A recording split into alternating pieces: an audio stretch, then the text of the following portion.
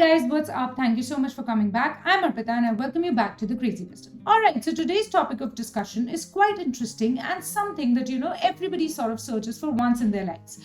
Fame and recognition. Well, this is something that each and every one of us wants. But how do we know that how much of our horoscope is supportive of the same and how much strength and push towards fame are we astrologically getting? Pretty interesting, isn't it? So let's not waste another moment and dig straight into it. Put on your thinking caps and your wisdom boots. Let's get on and shoot.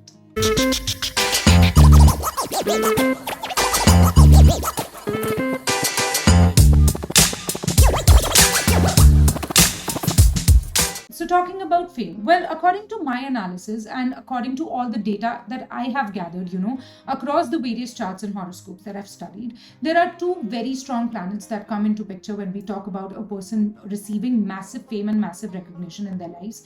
And those are number one, Sun, and number two, Rahu. Well, why Sun? Because Sun is the natural indicator of fame, respect, authority, and recognition in our lives.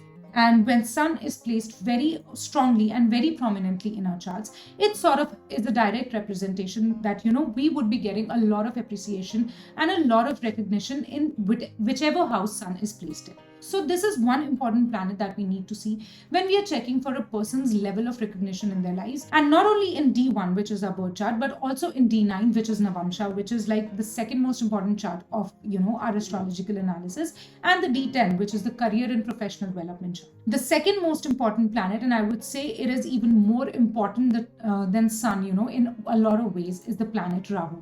Well, obviously, it is not a real planet. It is a shadow planet, the north node of moon. But Rahu is a planet that sort of gives you immense obsession, immense passion, and immense concentration towards the thing and towards the aspects that, the planet represents and the house that it sits in. So Rahu is basically a planet that sort of blasts things out of proportion. So whatever is happening in your life at a normal plane, and then the impact of Rahu comes in, that thing, blows up to the level of 1000. So that is how powerful Rahu is in, giving you that sort of mad obsession towards the thing that, it represents in your chart. So these two planets are the primary indicators of, you acquiring fame in your life, because they would push and they would strengthen the entire scenario immensely. Now, what is the next step that we have to see? After checking for Sun and Rahu, we need to check the strength of the three most important houses, which sort of represent fame and public eye and that recognition at a very high level in our lives. And those are houses 7, 10, and 11. And all these houses are directly related to our lives outside our houses, outside our homes, our social friends and network circle, our professional circle, and the places that we perform at in order to, gain strength and recognition in our lives. So what you need to do next is that you need to check the placement of the planets Sun and Rahu in these three houses, in the houses 7, 10, and 11, across the three most important charts of your horoscope, that is D1, D9, and D10.